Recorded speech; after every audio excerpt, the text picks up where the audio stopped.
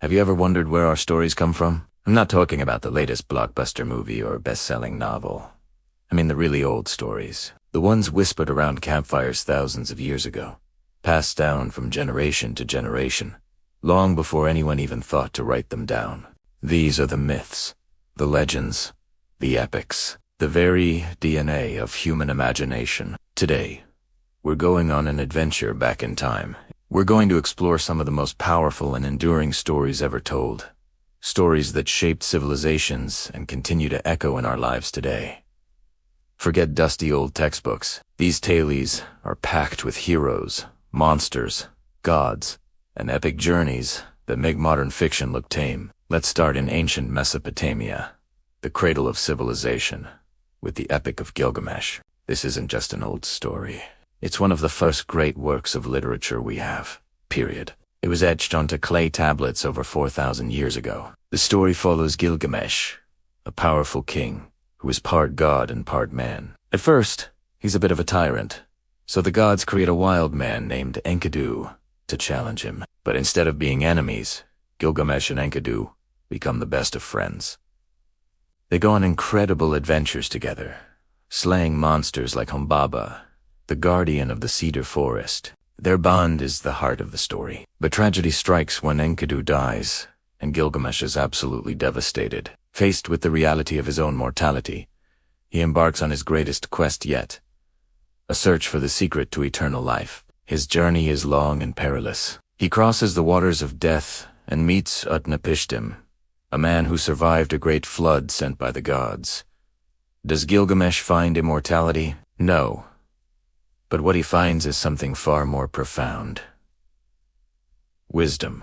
He learns to accept his mortality and finds meaning not in living forever, but in the legacy he leaves behind, the great city he built, and the story of his life. It's a powerful lesson about friendship, loss, and what it truly means to be human. A lesson that resonates just as strongly today as it did from millennia ago. Now, let's travel west to the sun-drenched shores of ancient Greece, home to some of the most famous myths of all time. We all know names like Zeus, Hercules, and Achilles. But one of the most influential stories is Homer's Odyssey. It's the ultimate homecoming story. Our hero, Odysseus, is the clever king of Ithaca. After the Trojan War, all he wants to do is get back to his wife, Penelope, and his son to... Simple, right? Not so much. His journey home takes 10 long years, and it's an absolute gauntlet of mythological mayhem. He outsmarts the one-eyed giant, the Cyclops, Polyphemus. He resists the enchanting song of the sirens, who lure sailors to their doom. He navigates between Scylla, a 6-headed sea monster, and Charybdis, a giant whirlpool.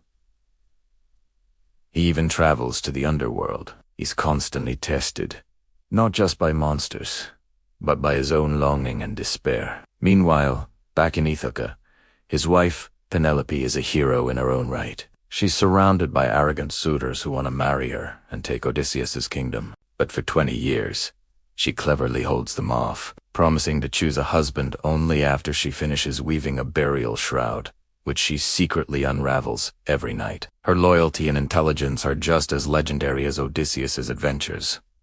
When Odysseus finally returns, disguised as an old beggar, he must prove who he is and reclaim his throne. The Odyssey isn't just an adventure story. It's a timeless epic about perseverance, loyalty, and the deep, unshakable desire to return to the place you call home. From Greece, let's journey eastward to ancient India and dive into the Mahabharata. If the Odyssey is an epic, the Mahabharata is a meek. It's one of the longest poems ever written, about 8 times the length of the Odyssey and the Iliad combined. But it's more than just a long story. It's a foundational text of Hindu culture, philosophy, and spirituality. At its core, the Mahabharata is the story of a dynastic struggle for the throne of Hastinapura between 2 groups of cousins, the 5 Pandava brothers and the 100 Kaurava brothers. The Pandavas are the heroes, guided by the god Krishna,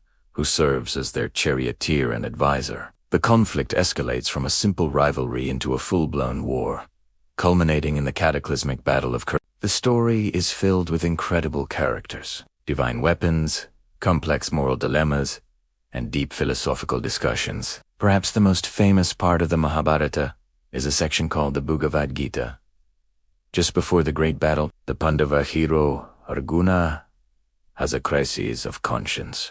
He sees his friends, teachers, and relatives on the opposing side and is horrified at the thought of fighting them. In this moment of doubt, Krishna gives him a profound lesson about duty, action, and the nature of the universe. The Bhagavad Gita is a spiritual masterpiece in itself, exploring concepts of dharma, or righteous duty, and the path to spiritual liberation. The Mahabharata teaches that life is complex, choices are difficult, and the battle between good and evil often rages within ourselves. Finally, let's fly north to the frosty lands of Scandinavia and explore the Poetic, a collection of Old Norse poems that give us our best look into the world of Viking mythology. This is the world of Odin, the Allfather who sacrificed an eye for wisdom; Thor, the mighty god of thunder, with his hammer; and Loki, the cunning and mischievous trickster god. These aren't the polished superhero versions you might see in movies. Norse gods are flawed,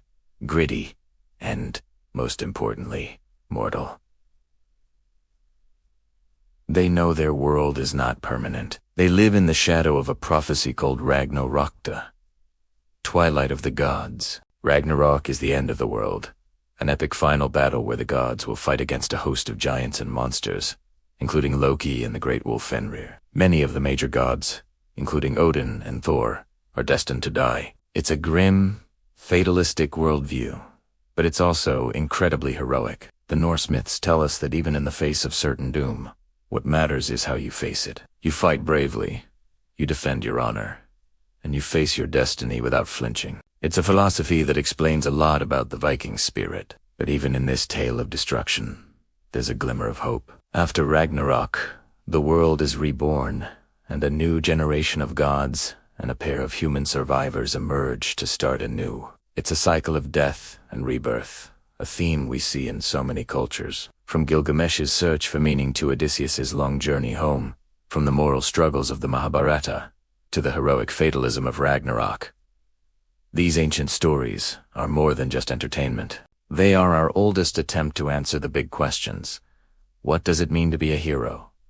What is our duty to each other? How do we face our own mortality? They are a mirror, reflecting the timeless hopes, fears, and values of humanity. They are the foundation upon which all our modern stories are built. The next time you watch a movie about a hero on a quest or read a book about a great battle between good and evil, listen closely. You might just hear the echo of a story told thousands of years ago, around a flickering fire, under a canopy of stars. Thank you so much for joining me on this journey through the world of ancient stories. If you enjoyed this, please give this video a thumbs up. And don't forget to subscribe and hit that notification bell so you don't miss our next adventure into the past.